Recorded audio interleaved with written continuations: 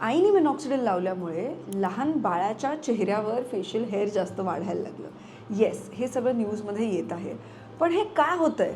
कारण लोक without prescription स्वतःहून मिनॉक्सिडिल सुरू करत आहेत.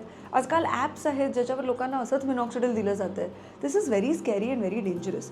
मिनॉक्सिडिल एक प्रिस्क्रिप्शन ग्रेड मेडिकेशन आहे. Without examining your scalp, trichoscopy न करता हे प्रिस्क्राईब करणं इज लिटरली क्रिमिनल. मिनॉक्सिडिल कसं वापरायचं हे काउन्सिलिंग पेशंटला केलंच पाहिजे की तुम्ही प्रेग्नंट असताना, लॅक्टेशन असताना तुम्ही नाही वापरू शकत.